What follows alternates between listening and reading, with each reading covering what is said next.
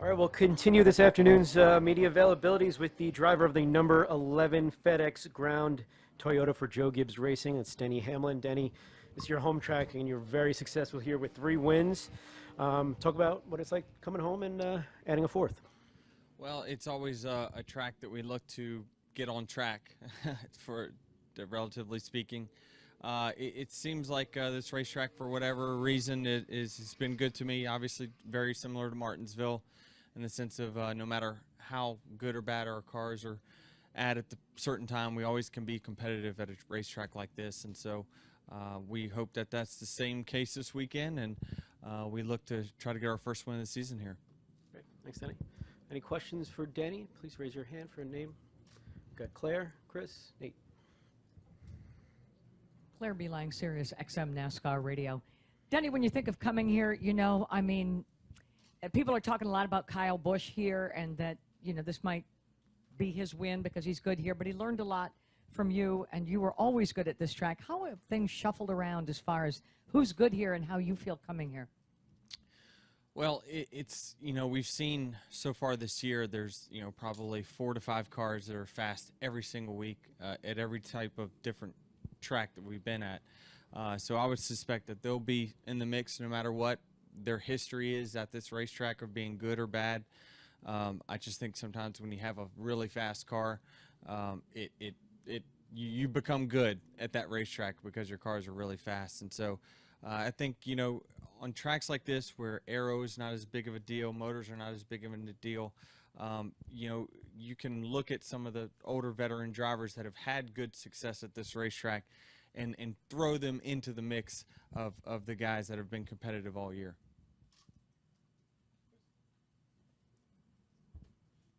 Chris Knight, CatchFence.com. Denny, I know that at Texas you got out of the car and you spent a lot of time with your crew chief, and you guys are really working hard to try and figure out what's going on at JGR from last season compared to this season. Do you feel like that you guys are taking a step in the right direction after Bristol and then looking ahead forward as we get closer and closer to the chase? Yeah, I mean, honestly, I've never lost a race. Never lost a race because I've always left the race with more knowledge than what I did entering it. And so there's always something to be gained, whether you're running good or running bad. And sometimes you don't always gain as much when you win. So I think that we are slowly getting better. We're gaining more knowledge, trying to figure out what it is that we need to work on.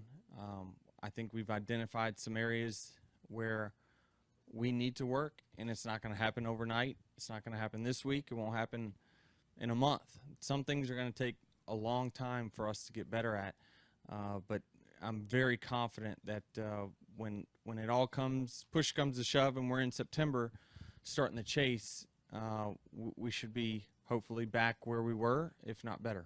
Denny, is a lot of this contributed to the 2018 Toyota model? Do you guys feel like that's where you guys have gotten most behind, is dealing with this new model for Toyota? Yeah, I mean, I think that's some of it. I think the rules change is some of it as well, and I think our competition also did a phenomenal job over the off season of getting better. The 4 or 5 cars that I talked about, they just showed up this year with just more raw speed than what they had at the end of last year. It's the same drivers, same crew chiefs, but their cars are faster, and that makes your job a whole lot easier. But these are the trying times, as you could say, that defines your character, and it makes you work hard. And so we were on top for probably a year and a half, every week having 4 or 5 of the fastest cars each week. Sometimes we won, sometimes we didn't, but we're going to get better, and we're not on top right now, so we got to work extra hard to get there. Go Nate, Jeff, Tom.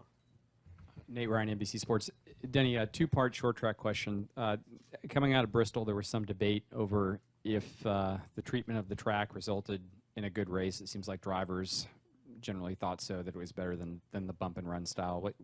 I guess first, what's your take on that? Where do you fall on that? I fall in, I was a huge fan of the old Bristol, but I was also a fan of the new Bristol. I think it's something that changes up. I thought that the track continually changed throughout the entire race, which made us adapt, which I think made for great racing. I would love to see them apply something like that at the middle to top of Dover.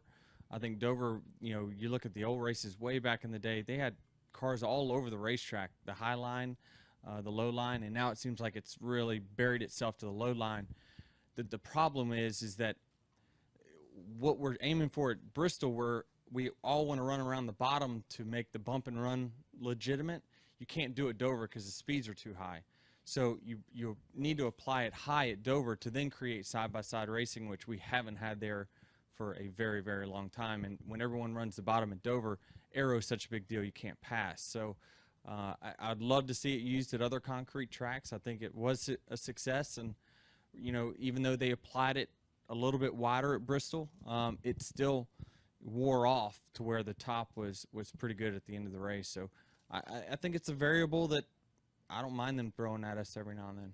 And I guess following up on that, I know that this place used to be sealed till about 15 years ago. They used to treat the surface. Should they look at doing something here at Richmond in terms of, I don't know, VHT or going back to a sealer? Does it need some help? Or I don't know, because if you ask the drivers, this is like the perfect racetrack. But to the fans, sometimes it's not, because they do get strung out.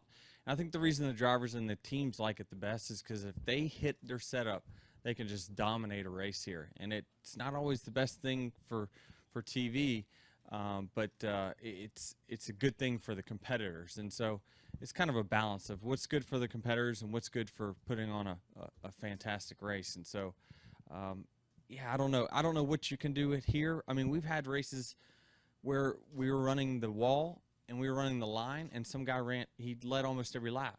So I don't know whether spreading out the cars or making them run one line here is the best thing to do, because it's kind of a hybrid track between Dover and Bristol where aero matters. You can't just follow someone and knock them out of the way because you can't get close enough, and it's kind of a hybrid track. So it's really a tough track to really change. Yep. Jeff Gluck from jeffgluck.com. Denny, you're very good at predictions and odds and things like that. What are the odds, in your opinion, that your former teammate Carl Edwards would come back at full-time in a Cup car next year?